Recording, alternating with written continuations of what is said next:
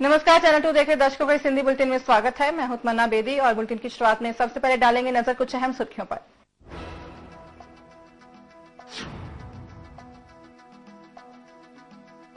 छब्बीस 11 हमले के योजनाकार हेडली को अमेरिकी कोर्ट द्वारा दी गई 35 साल की सजा पर भारत ने जताई निराशा। भारत हेडली के प्रत्यार्पण के लिए अमेरिका पर बनाएगा दबाव, कहा विदेश मंत्री सलमान खुर्शीद ने।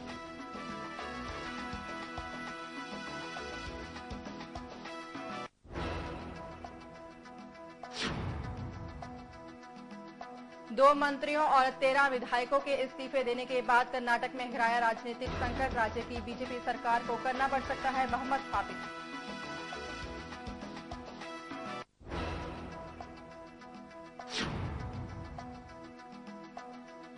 यूपी के गोंडा में न्याय करने वाले ही बने भक्षक। एडिशनल चीफ जुडिशियल मजिस्ट्रेट पर लगा दो लड़कियों के साथ छेड़छाड़ करने का आरोप। और अब खबरें विस्तार से। विदेश मंत्री सलमान खुर्शीद ने कहा है कि भारत हेडली के प्रत्यार्पण व उसके मामले की भारत में सुनवाई के लिए लगातार दबाव बनाता रहा है। विदेश मंत्री ने इस बात पर मायूसी जताई है कि 26/11 हमले के योजनाकार को कम सजा दी गई है।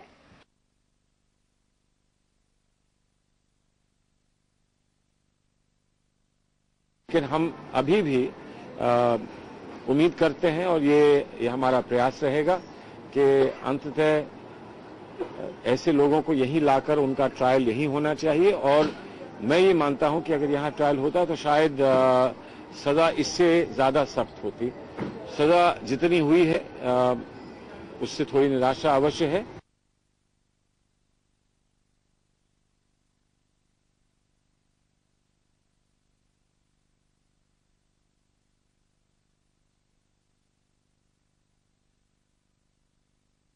An American court has recognized the role of an accused in perpetrating this crime in India is actually is at least a good beginning. We would have liked a severer sentence, and as I said, we would have liked the accused to be tried in India. But at least a beginning has been made. We will continue our efforts to ensure that all such people are extradited and brought to India for trial. Channel 2 के लिए दिल्ली से bureau report.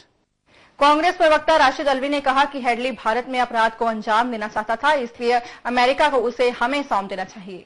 Alvi ने Headley को 35 साल की सजा देने के बदले मौत की सजा देने की वकालत की। साथ ही उन्होंने हेडली के प्रत्यार्पण पर भी जोर दिया।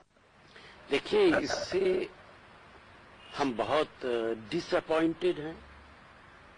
हेडली हमारा मुजरिम था, हिंदुस्तान का मुजरिम था। उसने जो गुनाह किए थे वो हिंदुस्तान के अंदर किए थे। हम चाहते थे कि अमेरिका हेडली को हिंदुस्तान के हवाले करे। जिस सरजमीन पे उसने गुनाह किया है वहीं उसको सजा मिले। इस बात से हम डिसअपॉइंटेड हैं कि अमेरिका ने हमारे हवाले हेडली को नहीं किया।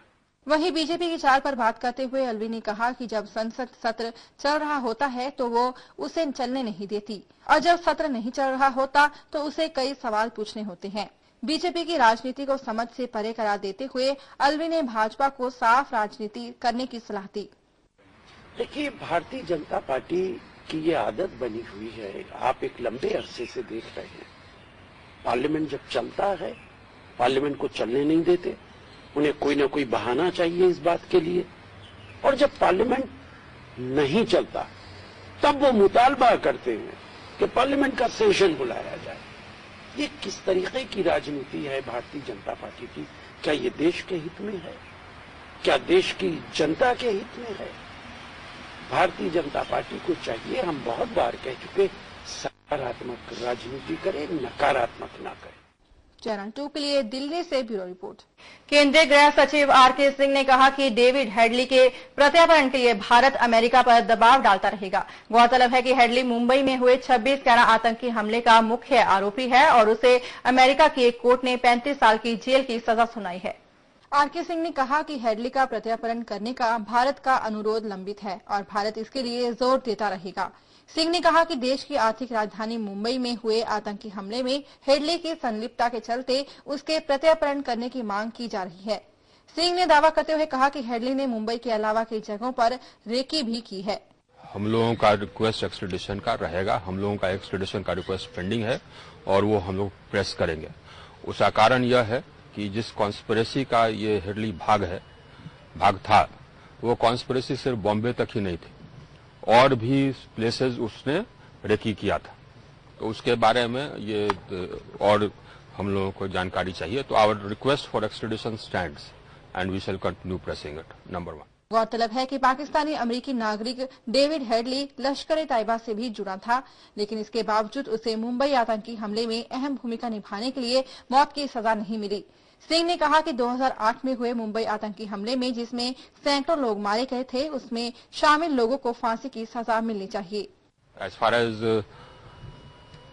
the sentence itself is concerned, our view has been that all those people who were involved in the conspiracy to kill 165 people in Mumbai, all of them deserve death. That has been our consistent stand with all countries. Channel 2 के लिए दिल्ली से bureau report. एक और जहां भारत सरकार ने David Headley को America court की ओर से सुनाए गए सजा की अवधि को लेकर अपनी नाखुशी जताई है, वहीं बीजेपी ने इस फैसले का स्वागत किया है। अमेरिकी कोर्ट ने हेडली को 35 साल की सजा सुनाई है। हालांकि सुनवाई के दौरान जज ने कहा कि सजा की अवधि ज्यादा नहीं है। जहां भारत सरकार ने कहा है कि हेडली के प्रत्यार्पण के लिए दबाव बनता रहेगा, वहीं बीजेपी ने अमेरिकी अथॉरिटी की ओर से इस पूरे मामले की जांच किए जाने और तुरंत सजा का ऐलान करने के लिए उनकी प्रशंसा की है।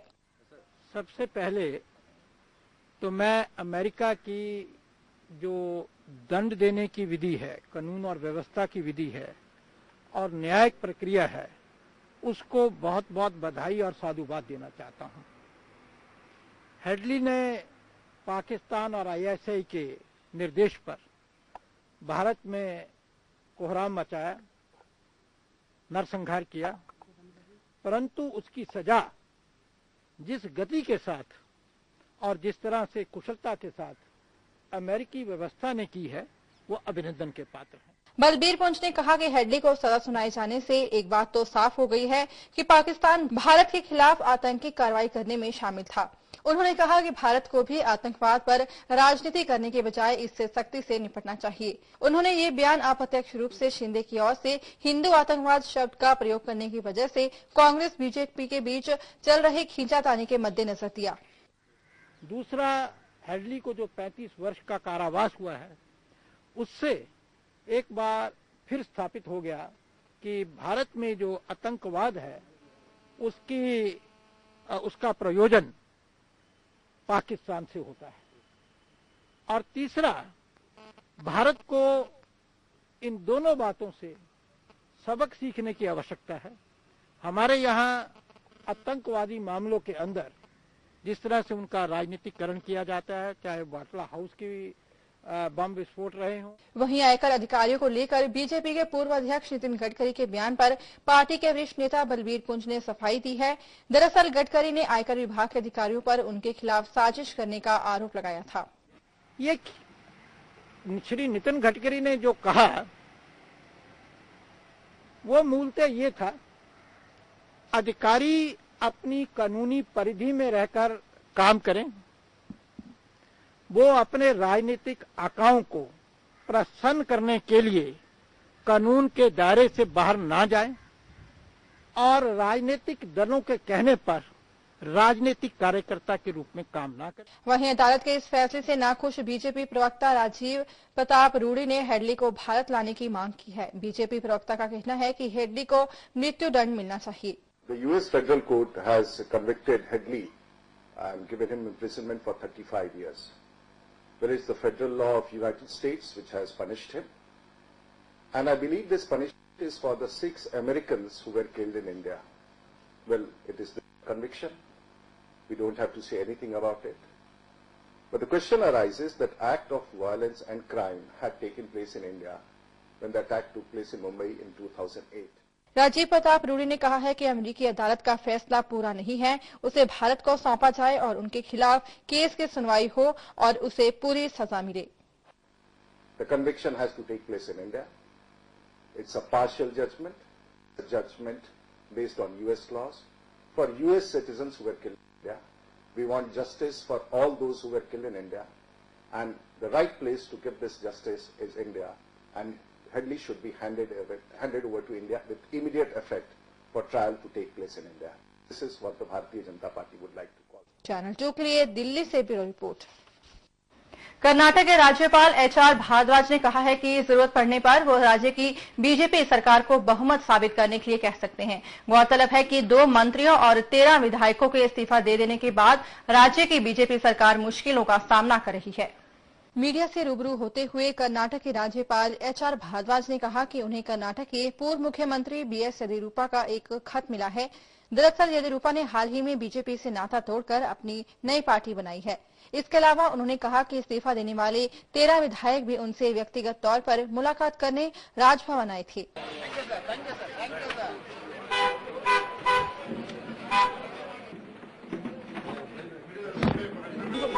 Are very enlightened people, because nowadays media occupies a very important place in our democracy, both you and print media. You must know the limitation of a governor. A governor sits in Rajbhavan. Unless things are reported to him incomplete, I cannot go out and do work.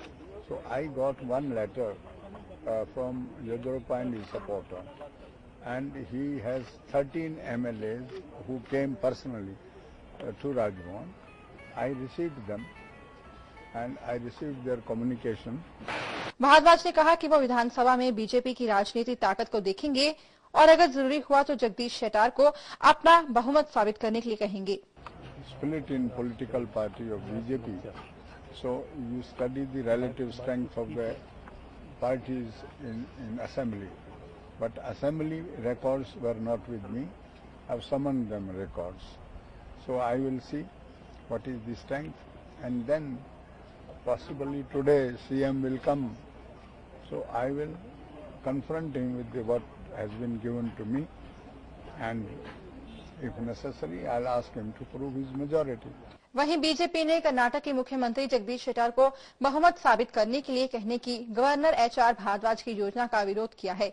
BJP प्रवक्ता राजीव प्रताप रूडी ने कहा कि इस्तीफे पर फैसला करना speaker का काम है। रूडी के मुताबिक जिन लोगों ने अभी तक इस्तीफा दिया है उन्हें अभी औपचारिक तौर पर विधानसभा छोड़ना बाकी है, क्योंकि स्पीकर KG बोपाय्या मौजूद नहीं है।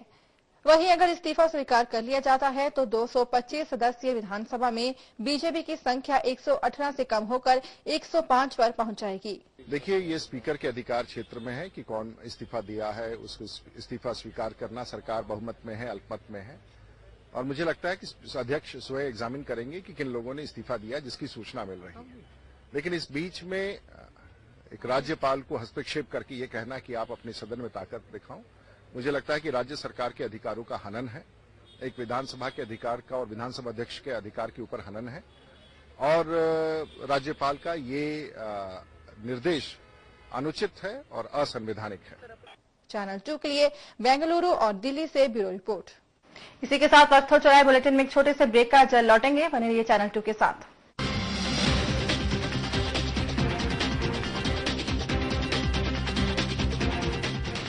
VLCC Institute, Asia's biggest beauty academy with 47 institutes all over India, offers job-oriented courses in skin, hair, makeup, spa therapies, nail extension, nutrition. Well-qualified and experienced staff. All courses approved by City and Guilds UK. 100% placement assistance with excellent placements. Ideal courses for people going abroad. VLCC Institute. SEO 6263, 4th floor, Sector 34, 8 Chandigarh.